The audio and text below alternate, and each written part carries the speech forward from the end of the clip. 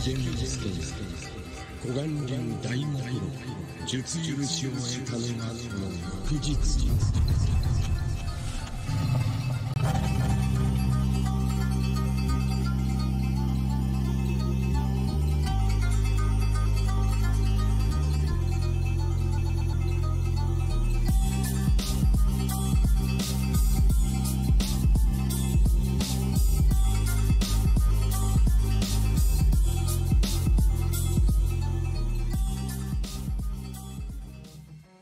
Welcome back to FOF Esports, everybody, bringing you Game 3 of Week 1, Day 2 Luna League. We have HBK on the blue side and on the red side introducing their second ever game here on FOF. We have Fraud Squad. Second day of games for these teams, and Fraud Squad is looking to establish an undefeated streak, starting off their FOF career with a win. Can HBK stop this streak before it starts, or is Fraud Squad going to keep up their amazing work displayed on FOF? As always, my name is Whirler, and here with me today, casting alongside me, we have Therocles. Therocles in the house, or from here on forward, we shall be known as Therocles, not even Therocles after my forfeit today. What? It's all right. Anyway, going off of your point, yes, Fraud Squad has had a very good game yesterday. On the other hand, HBK, even though they are looking at a 0-1 right now, they had to forfeit their match yesterday. So we actually haven't got to see any gameplay this season of them. They are a returning team from Mythic last season, who actually did fairly well. I believe they ended the regular season 5th place and made their way to get knocked out by Ace, I believe. So definitely, a fairly competent team.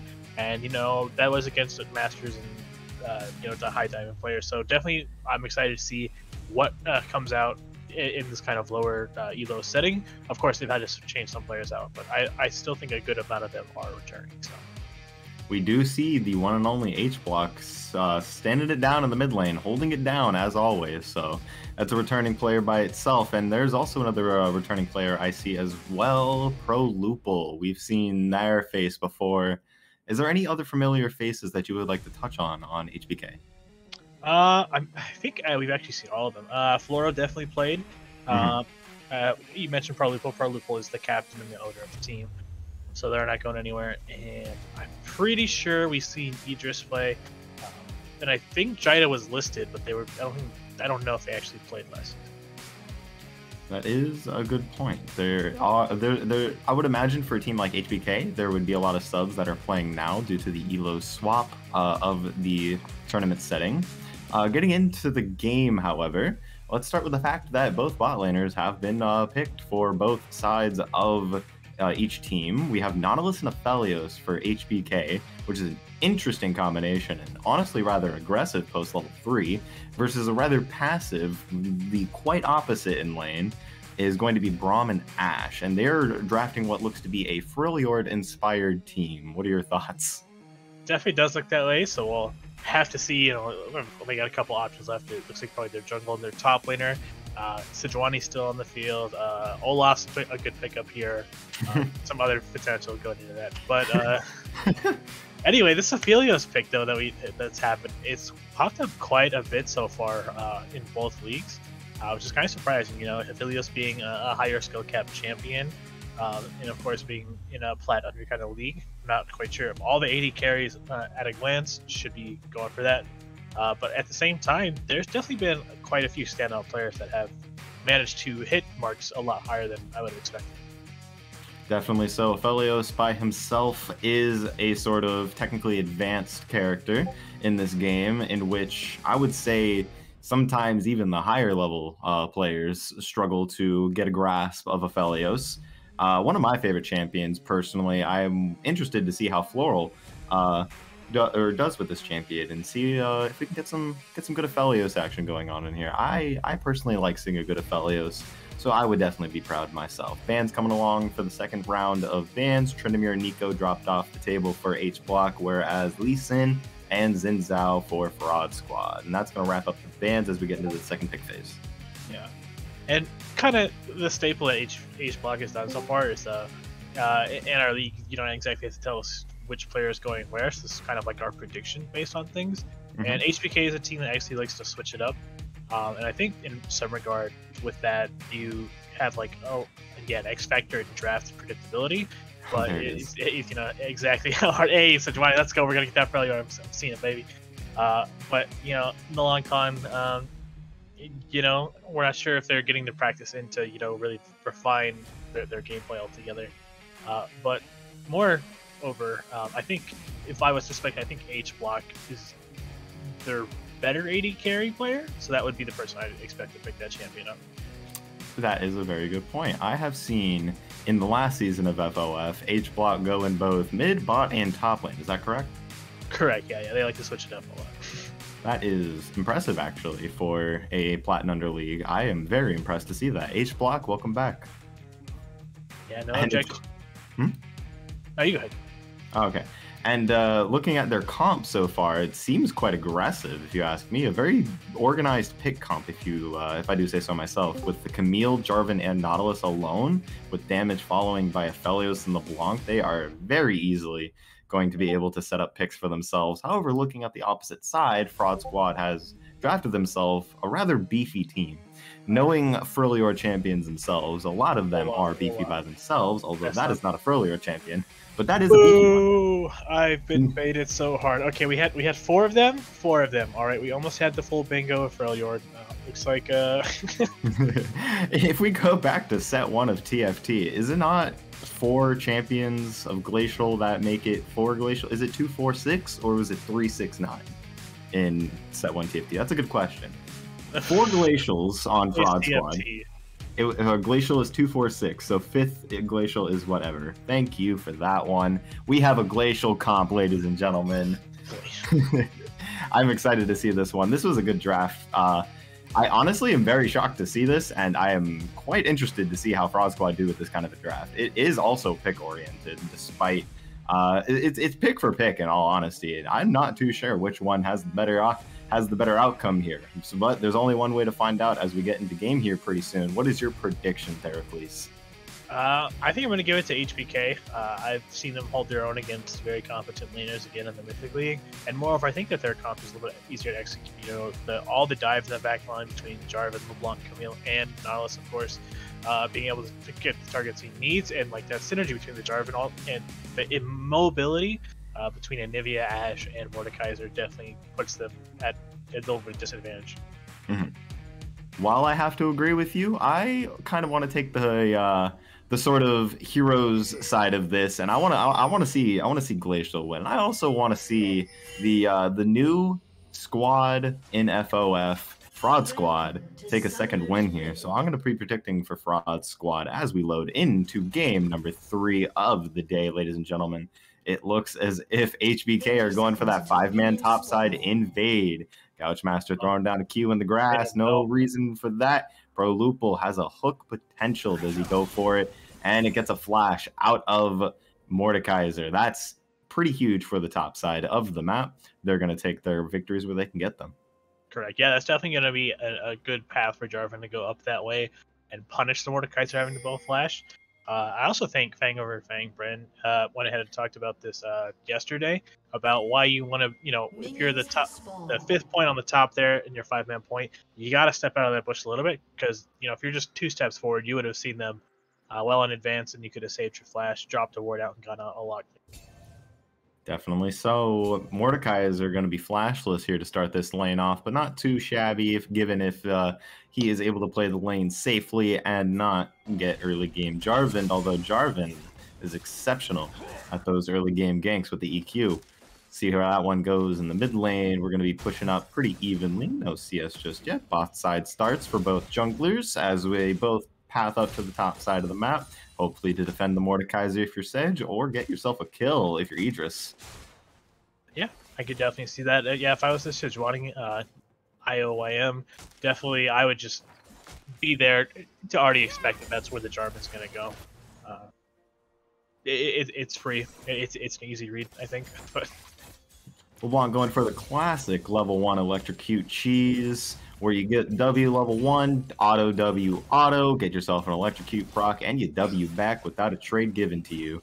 Starting off with a little bit of an HP lead, it's not too much. Pro Loophole taking some damage here in the bot lane, shielding it up, not going to matter too much. While on the top lane, both top laners are level 2. Is a trade going to happen between them before the junglers can even think to get up there yet? Who knows, but Camille is getting a nice push up there. Yeah, definitely well played. Like on the bottom side, you know, if you're the Nautilus in the situation, what you want to do is you don't want to be level 2 and then start locking up. You want to already be on your way and getting in position like you did. So well on them for knowing it, but also even better on Frog Squad to know how to respect that backup and avoid that getting punished. That was really well played by HBlock to snap back to the W so quickly to avoid the snap Anivia Q. Sejuani going to come in for a gank at the LeBlanc passive, but the Time Warp Tonic and the, I believe, the Potion Charge from Corrupting is going to be enough. A flash onto Anivia is going to be enough to take the egg out. Nautilus here for some support. She's going to flash out, but HBlock is going to W forward and take that first blood for himself. Sejuani's now in a pickle, and she's going to go down to Pro Loophole. That's 2 kills on the board for HBK, and a great start for them. That was very well played by the LeBlanc and friends. Yeah, absolutely. I like that play a lot. You know, them thinking, okay, I got the gank off, I'm in a safe spot. Absolutely not. And some people might be thinking that the LeBlanc was going a little aggressive, and a little bit, but that was very well warranted in the fact that they were already communicating that with Pro Loophole and the Nautilus walking up, easily turned into a 3v2 situation. So I just like the coordination from that play. As I was in the middle of complimenting the LeBlanc W's, the LeBlanc W's just got better and better as we went on through that one. That was very, very, very well played by HBlock. I'm liking the LeBlanc pick for him. Oh, but in the river, we got a little bit of a sandwich going on. Pro Loophole and Idris are caught out by 4 members. We got a TP coming down from Jita. That is not going to matter too much. It got canceled in the top lane by Mordekaiser, but as we continue the fight here, 3v4, it looks like Sejuani is actually going to be the one to go down to Aphelios. A hook landing on the eggless Anivia. Anivia taken very low after the TP. Is going to be a double kill for the Aphelios. He's in their face. He wants blood. Pro Loophole is going to be going down himself, but Raw Dog is going to be giving him the triple kill. Floral demonstrating this Aphelios, though. Quadra kill is stolen. No Penta just yet, but Mordekaiser is not going to be able to get out of this one. That is going to be an ace at 4 minutes for HBlock and 3 kills for Floral. That is huge. Theracles. Yeah, that's absolutely huge. Let's go ahead and take a quick look here on our Adobe Cloud replay here. Looks like, you know, it was a good move proactively on the side of Frog Squad, getting a pinch here with the 4 members going into the river there. And on the top side, what ended up happening, looks like Camille tries to make a TP play, and then the Mordekaiser is interrupting it. So right here, you'll see it get interrupted. Yeah, it doesn't quite come through, which go ahead and leaves Gouchmaster up at the top to go ahead and make the run down. But it looks like they're just playing it even better, you know, kiting backwards, letting the Aphelios really, you know, just put the damage out. And they're just kind of front to backing it, and Nautilus is soaking up so much. And then Aphelios is like, nah, nobody's getting out of this in one piece. Jarvan goes through and just kind of stops the DPS on the Ashe. And then we get back into it 3v2, and then just like, when you identify a fight is going south, you don't really need to, you know, triple down. You know, just kind of recognize when a play is gone. Like, don't show play. Yeah.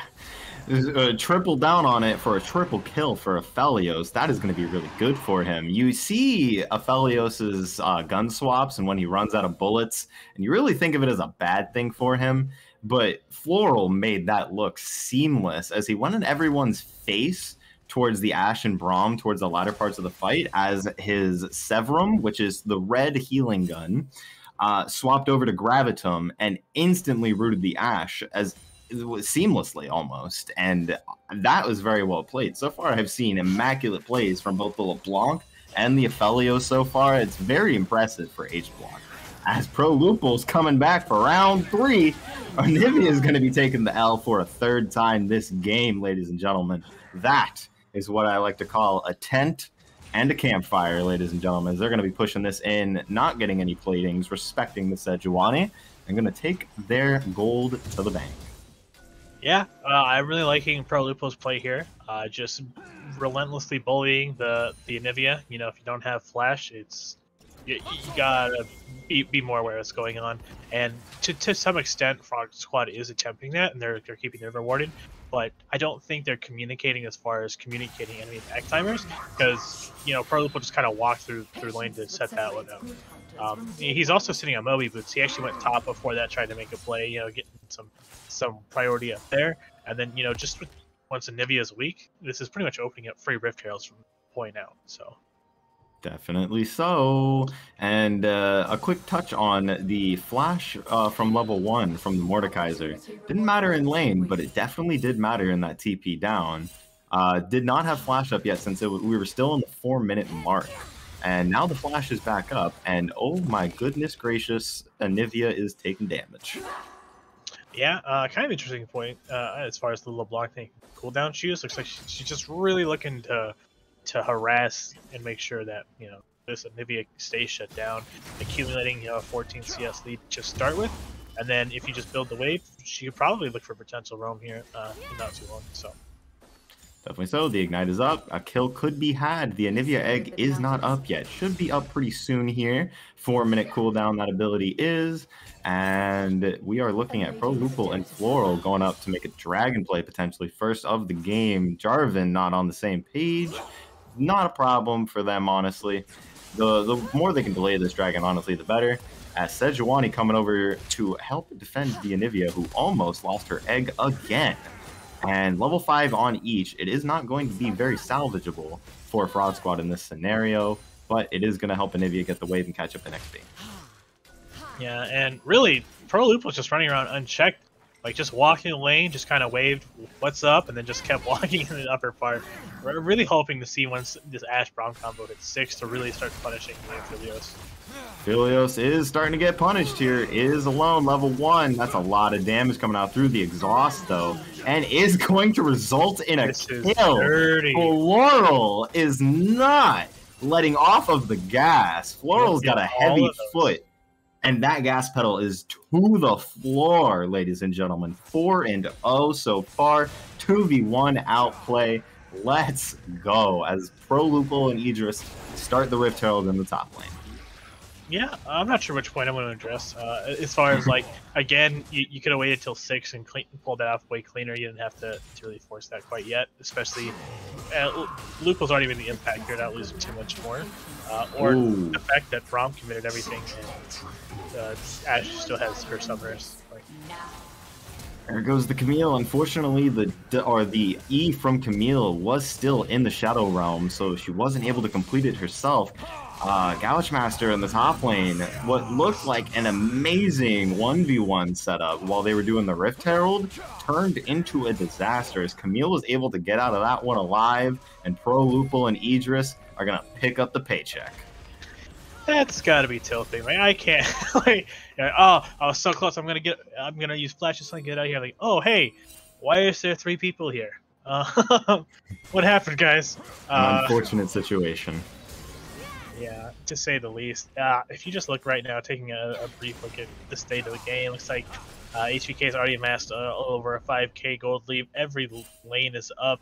LeBlanc is just unchallenged at this point, not to mention Philios 4,000, almost 1.2k alone in the AD carry difference.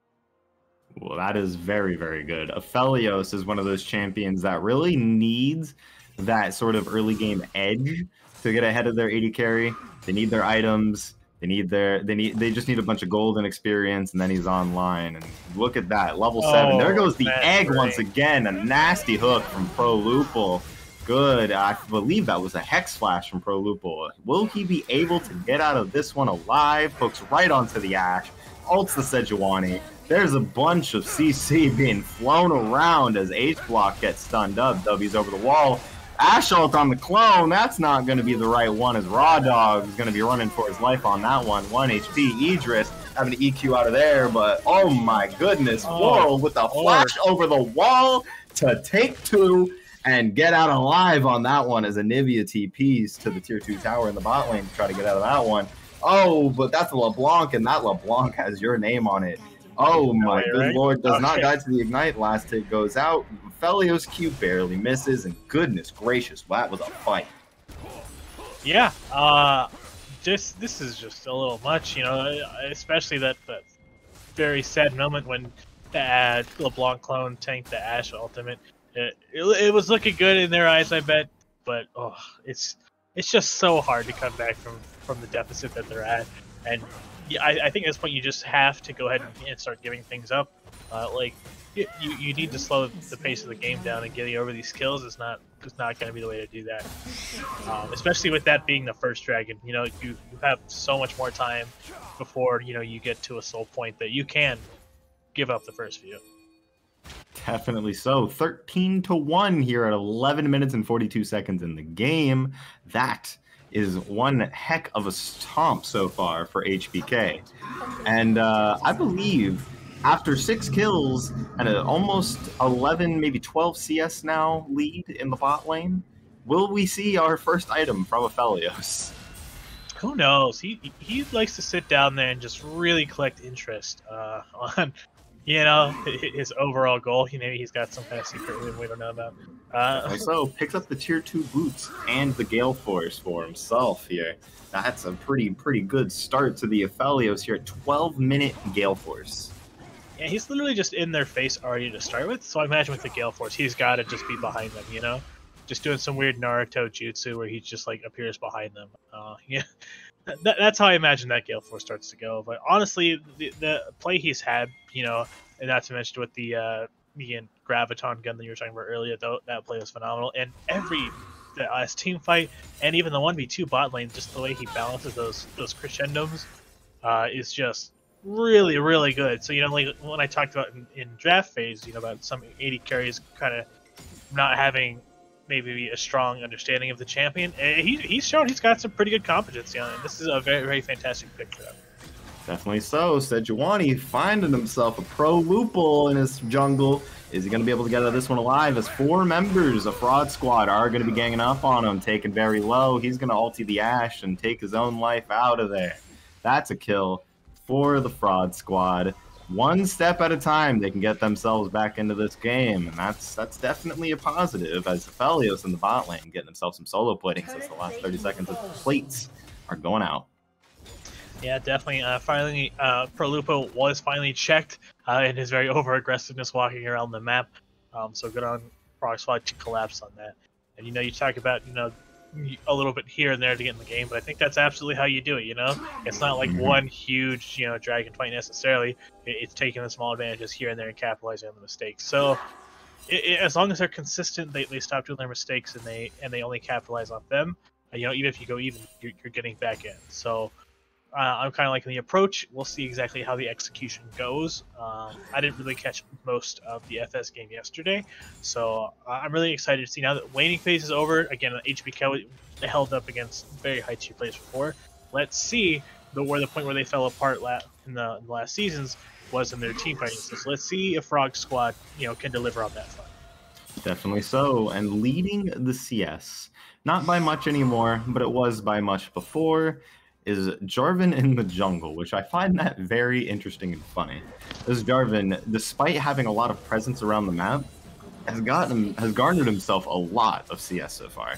So that is a lot of gold on your jungler that needs the tanky items, that needs the health, and somewhat of the damage as well. How do you feel about this Jarvan run the game so far? As we have a Sejuani coming up top lane, that's not going to happen. Continue on. Yeah. Well, I wish I'd paid more attention, but I believe Jarvan recently took like a buff, right? So his damage dealing is actually a little bit higher, which is why he's starting to emerge a little bit more in competitive play. So I think Jarvan is definitely like a good pick to be playing, especially in this type of series. Oh yeah, they increased the scaling on his Cataclysm's ultimate, so that definitely has a huge part. Ooh, Pro Lupul getting a nice hook on Joyum right now. Sejuani looking like he doesn't really mind that much as gets the stun on Pro Lupul. It's huge. Couchmaster is going to be into the back line fighting Pro Lupul and Jida, as Sejuani is going to be going down. Idris jumping on into the back line. Anivia and Braum going to have to figure that one out for themselves, as H-Block is here. H-Block is ready to clean up the fight, taking out Mordekaiser, and that's a triple kill in his pocket, and they're going for Rift Herald number 2, as Aphelios holding his own down here, as always. Yeah, it looks like we're 16 minutes into the game. It's almost amassed to close to a 10k gold lead at this point, which is pretty huge. I really like the way that you just played that fight, especially. You know, I think a lot of Jarvans would you just pull the trigger like, oh, they're all standing together. He kind of sits there, he gets his DPSs out, and then he realizes, you know, that Frog Squad's like, all right, we need to get out of here. That's where he holds the ult. You don't get to like try and survive the DPS, and then he's like, all right, do that, and now you're stuck. Now you can't get out. Now that you want to get out, so. I really like the control and the temperament on that play. Definitely so. Infernal Dragon, second dragon of the game, 16 minutes. This is definitely not how we were seeing it in the Helios League. Dragons are spaced out here. And honestly, that's to their benefit. The slower you do the objectives in this sort of scenario, the less of a chance Soul Point comes, Elder Drake comes, and you sort of delay those throw potentials to get Fraud Squad back into the game. Regardless of that, we have an Infernal Dragon, and I do believe a certain H-Block would love that one, as they are 3 members on it right now, uncontested. It's going to go to them. Yeah, so with the Dragon going down, we should be moving into, oh, yep, Ocean Soul is the one to go, and honestly, I think it'd be really good if Fraud Squad could get that, you know, it'd be giving them a lot more to their front line that they've got a really heavy one on. However, you know, just the lead that's already gone in favor of H-Block is going to make that very difficult to execute. Oh, Idris already using the flag and drag, not going to have it quite yet, just a couple more seconds on that one. Idris still caught out, got the Sejuani all flash from Raw Dog, is not going to be enough to get the kill on Idris, and they're turning it around as Floral is pumping out the damage. Camille in the background going to get Raw Dog, and that is almost a triple kill for Flora, as the Anivia wall is enough to delay that kill, but it is all for naught as Idris comes around the wall and picks up the 4th kill of the fight. That is HBK in their prime. Yeah, I think the gold lead is just too massive. I really like the proactivity that they had there on the side of Fraud Squad. I especially like the Anivia play that was going on there. You know, the wall to keep them out, and just like the DPS that was coming through, tried to, you know, sustain and lifted the fight and even get out at the end. Just not quite enough. Again, they're literally just, you know, HBK is just slapping him with their wall. It's the phrase I think I would go with here. Gouchmaster's not going to like that one as he comes out of the Shadow Realm and sees 3 members once again in the top lane. Didn't matter though, because LeBlanc did secure the solo kill on them, and they're going to push down the top lane and get themselves a top tier 1. Yeah, I think poor Gouchmaster's stuck in the Groundhog's Day, where every time he pushes R, you know, he's seen this movie before, where there's 3 people surrounded him again. And you know, just at this point, it's now a battle of mental. You know, if you are going to find a way in, it's got to be from all 5 of your members just playing together and you know, not autopiloting at this point. You know, it's very easy when you're stuck in these situations to just kind of like, all right, just go through the motion. This game's going to end eventually. And I don't think that's the way you should be playing it, and I think it's definitely plausible. This gold lead is pretty massive, but we have seen some teams throw, especially in the Helios League. It was mentioned in the lounges where a lot of the teams that were up gold in the first 15 minutes, most of them lost. So in this type of play, it's not impossible. That is a fair statistic to keep in mind, especially since both of the Helios and Luna League are the same in terms of elo cap. I believe they are both plat and under. So a statistic like that for the Helios League is not to be taken with a grain of salt for the Luna, as we got a nice little top lane 1v1 versus Jida and Gouchmaster. Gouchmaster taking half his health almost, and he's going to have to waddle away from that one. But we do have a Sejuani off to the side. Ulti gonna go wide as Jida's gonna get out of that one alive. Pro Lupo off to the side for the defense.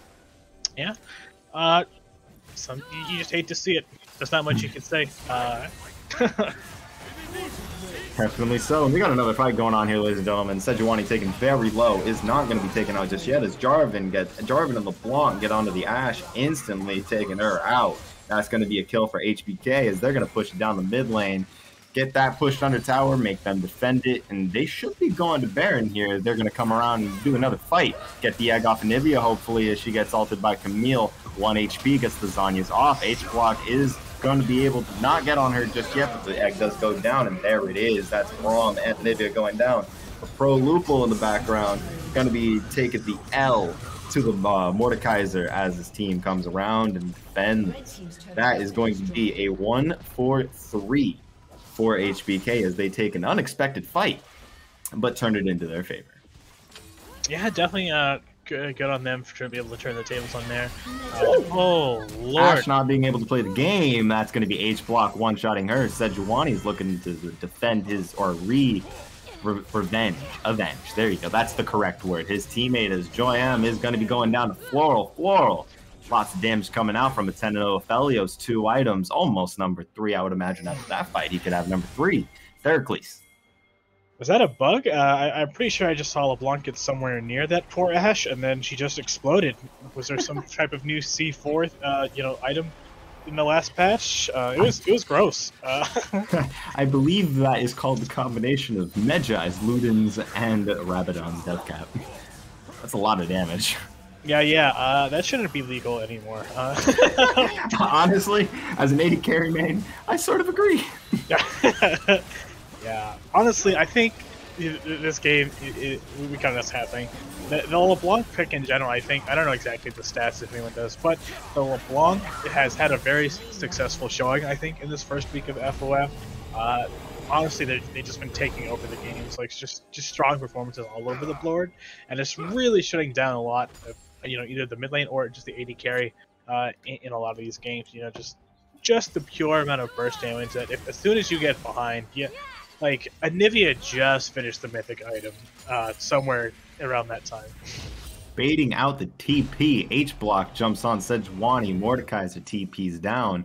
But he has the recall on the W to get himself out of there. And Mordekaiser is now left in the middle of the jungle. Pro Lupul finding the hook. He's in the middle of 4. But Aphelios is coming in with the defense. And goodness gracious, oh my lord, that is a lot of damage from both LeBlanc and Aphelios to take out all 5 members within about 5 seconds. And that is going to be a quick ace for HBK. And they're going to run it down mid, I would assume, and look to at least get an inhib, if not end this game. Theracles. Yeah, I mean, I would imagine so. They're sitting on Baron buff, so the 5 members, if they wanted, can definitely go ahead and close this game out. That's what I imagine they would do. Please, for the interest of all of those trying to get on the KDA leaderboard, please stop padding your stats. That would be dope. And the second wave is pushing up. Respawn timers are coming alive, as we are still pretty early in this game, 23 minutes. All 5 members of Fraud Squad are back alive. They get themselves an inhib, make their way down to Ocean Dragon. And LeBlanc cutting it really close there. I think the word that gamers use is calculated. So I think they're just going to go and back out, get the 3rd dragon. They could have, probably pushed for it, but they just want to, make sure they don't make any mistakes. Don't need to roll any dice. Let's go for the 100% plays over, the 50-50s here. Alrighty, Sejuani peeking her head out the corner to see what she can get out of this, but honestly, all she's going to get is a free gravestone delivered to you by Floral L.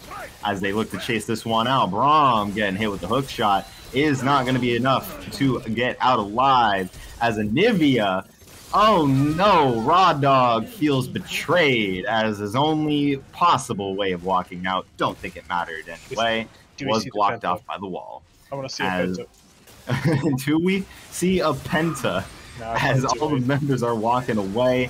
Only penta I saw this game was at 4 minutes, and honestly, that is something, if I could say so myself, by itself, that sentence. As a Gouchmaster taking Pro Lupul to the Shadow Realm to take his life. Pro Lupul is really taking all the deaths in this game, as everyone else on HBK so far looks like they're going to end this game on a perfect streak. And ladies and gentlemen, HBK have taken Frauds 1-0 and said, welcome to FOF. HBK take game number 3 of the night. That was huge. Yeah, that was incredible. The gold lead at the end was just disgusting. Not to mention this damage chart. All of these people are just putting up absolutely huge numbers. Aphelios, Floral, you did immaculate. Somebody make sure that this guy does not get this champion again. Clearly, that was just oh lord. No, I don't want to. I mentioned in Champ Select when I saw the Aphelios that as intricate and high skill ceiling of a champion as Aphelios is, I would love to see a displayed great performance of the champion, and Floral delivered. I have to say it. Floral delivered such a beautiful performance. From minute 1 to the Nexus blowing up, I was pleased with that one. Yeah, I honestly say my vote for MVP is between Floral and Idris. Idris, again, had a lot of temper in his plays. And not to mention, take a look at that. That's 27 assists, 6 kills. That is the highest kill participation on his team. He was over the map. He knew where to be. He had the right times. So, I mean, there's something to be said for both of these players. So, guys, go ahead and don't forget in our chat section to go ahead and vote between all of these 5 fantastic players soon who you think is the player MVP. And then, yeah. That is definitely one way to start off the back half of games of the night, ladies and gentlemen. Game number 3, we had HBlock steamroll over Fraud Squad, and that is going to wrap it up for game number 3. Stay tuned for an interview with your winners, and we will see you guys very soon for game number 4 of the night. Don't go anywhere. We'll be back soon.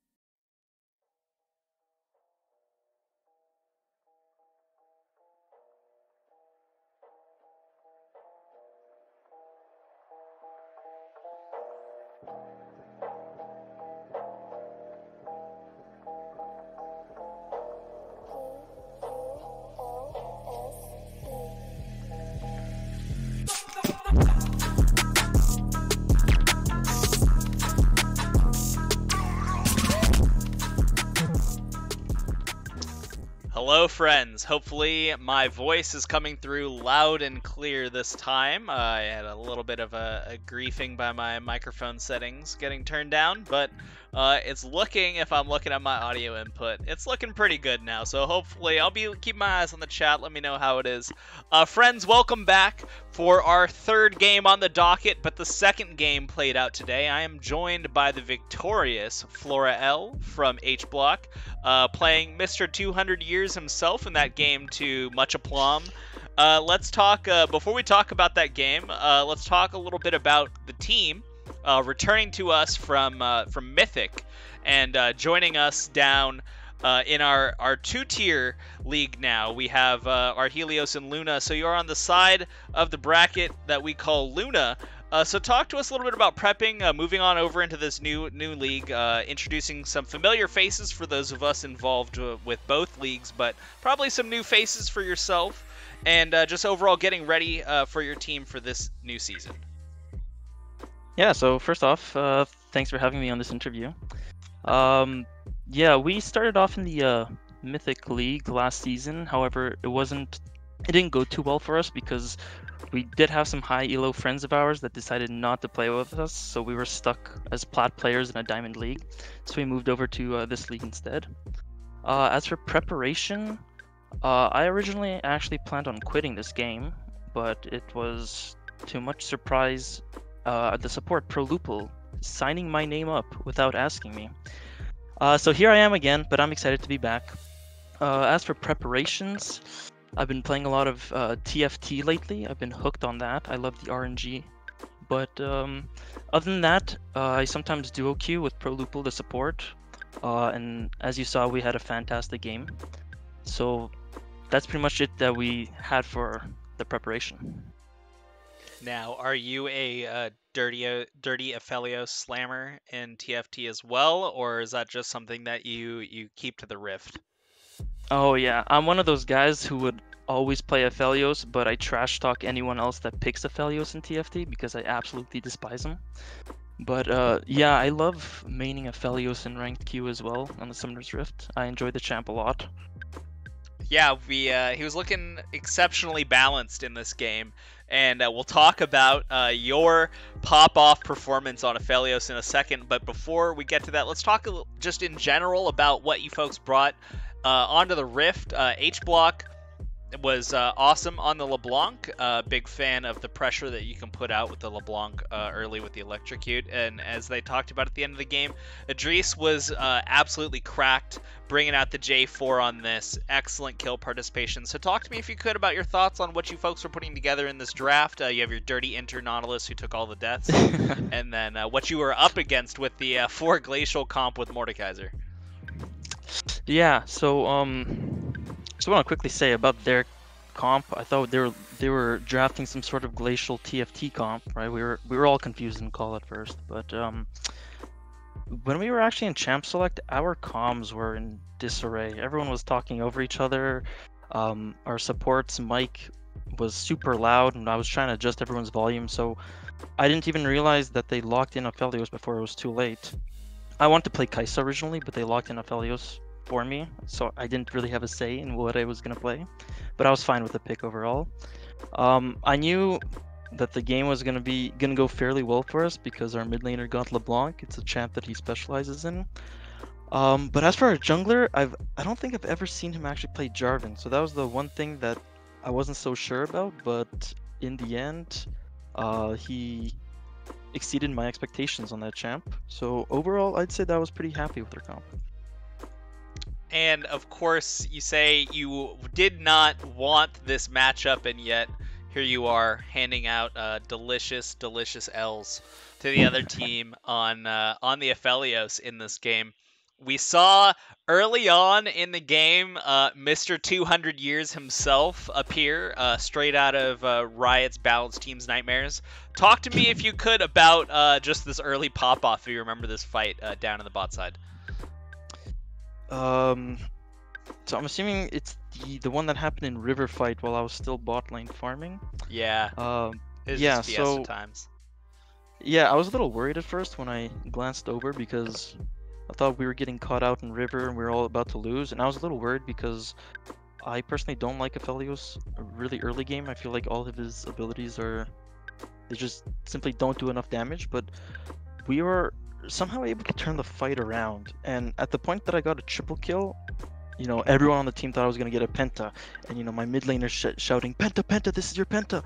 And then, he's playing LeBlanc, so he just one-shots my quadra kill.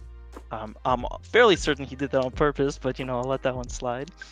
But yeah, so that was really like the big turning point in the game. Very early on, I was able to get a nice triple.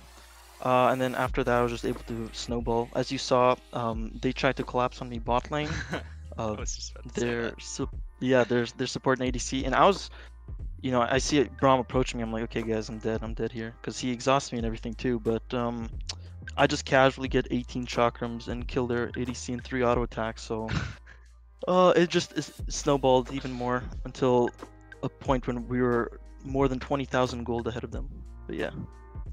Yeah, it was, I don't know the numbers specifically off the top of my head, but it was like 11 minutes. It was like 9.9k or something. It was just super doomed. Plus, I encourage you to go take a look back. I did zoom in on you on that play and got the picture of the crazy amount of chakrams you got. It's just like you just hit him straight in the face with the Moonlight Vigil on the chakram, I'm pretty sure, and then it's just like you have a trillion of them at that point. So that was awesome, and that was there's not much more to say about that game. I think you guys absolutely smothered them out on the Rift, and so with that, I want to thank you, Flora L, excuse me, for joining us on this interview, and congratulations to Team H Block. Before we step away, do you have any final thoughts you'd like to leave with us on the desk?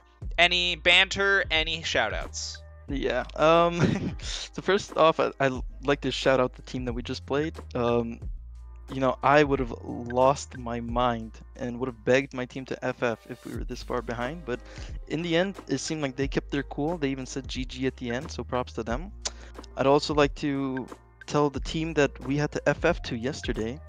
For some reason, we had to FF because apparently everyone on my team has something to do on a Monday night. But they should be thanking us that we FF'd because they would have lost this hard as well. And also to everyone that voted against our team, get ratioed. I mean, it's kind of cringe of you to talk shit about the 2-0 Church of Alfonso. I mean, 2-0 in the first week, that's pretty great. You know, I mean, you gotta put some respect on their name there. Hey, You know, don't worry, we'll hand them a loss asterisks. eventually. Exactly. It's gonna come back around. It's gonna come back around. Flora L, thank you so much for this interview. Folks, don't go anywhere. We got one more game coming up next, so don't go away. We'll be back after a quick break.